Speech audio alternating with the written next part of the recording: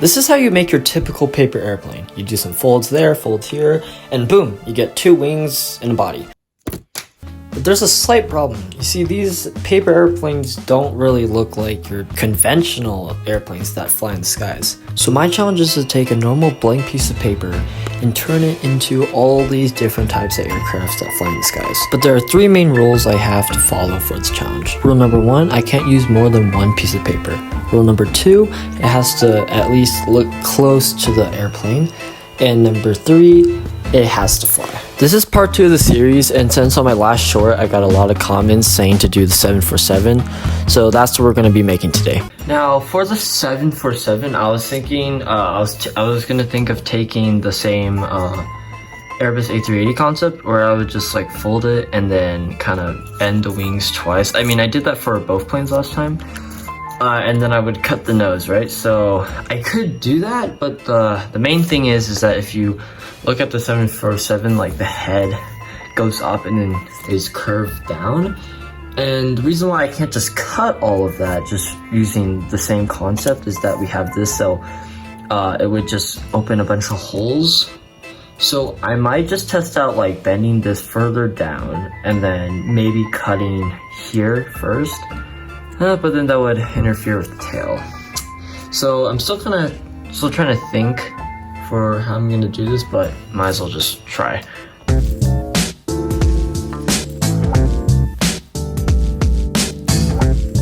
Okay, so I got the basic body shape sort of done with this. So I did the exact same thing I did for the Airbus A380, except I just folded these parts slightly further down, so now it's not as high up, and also the wings are slightly longer. So I don't know if that's gonna really affect how the plane is gonna look, but it shouldn't that much. But my plan is to get the fuselage the right shape. I'm gonna trace out here, since I glued it already, these papers together, it shouldn't be much of an issue if I were to cut it from along here, so I might just try that.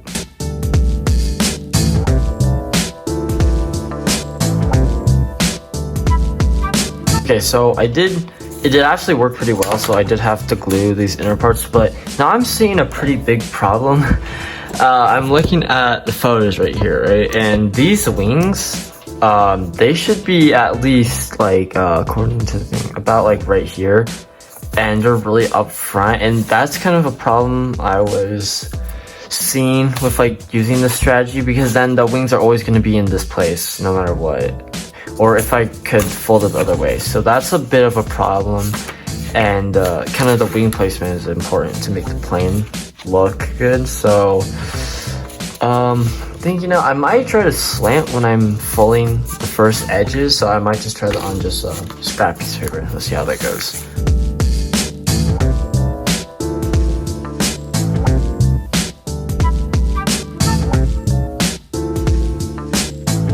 Now the Airbus A380, I could use this way, like the much easier way.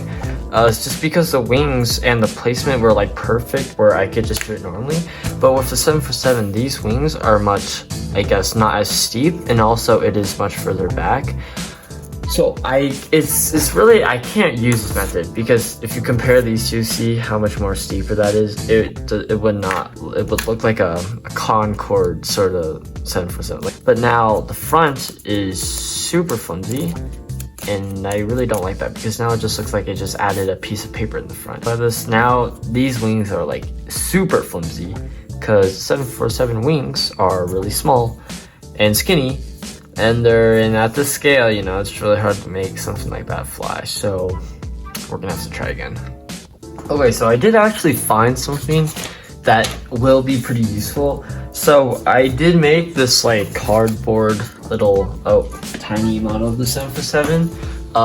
Don't ask what I did to it, but this is a wing, right? And I did realize, even though in the photo it looked much flatter, if you were to put it perfectly against here, it's like slightly too steep, but it's pretty much there.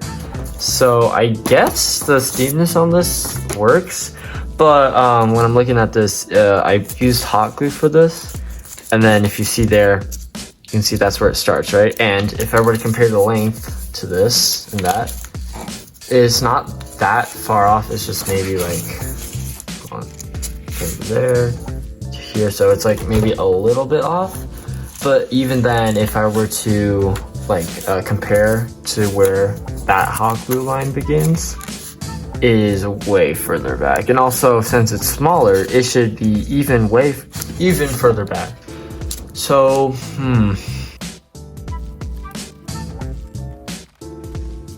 Okay, you know what? It actually kind of works. So what I did is I cut it back here and just folded it underneath, and it doesn't look that bad. And also it just gives the wings some extra strength, which is actually a big thing in making it fly. So now, now I have this curve now, and we have the proper angle. If you see here, it's a nice angle. We also have the right placement where the wings are. So it should be able to work. I should be able to just finish it up here and just able to cut this nose. So let's see if I come up with any other problems.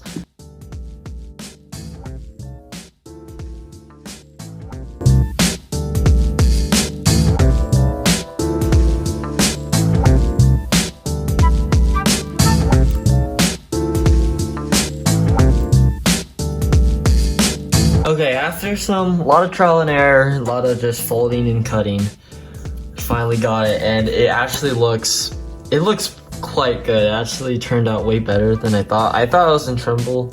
My bad. I thought I was in trouble because when I was first trying the first 2 attempts, it was not working too well. But you know, the 3rd try, it actually worked pretty well. And actually folding these wing parts does actually help, because now the wings are much stronger and they hold up a lot better. Also have this part, you know, I did the same thing I did with the Airbus A380, just to keep, you know, that bend or something. I forgot the term, what the technical term is called. But yeah, it's pretty good. Yeah, I really like it.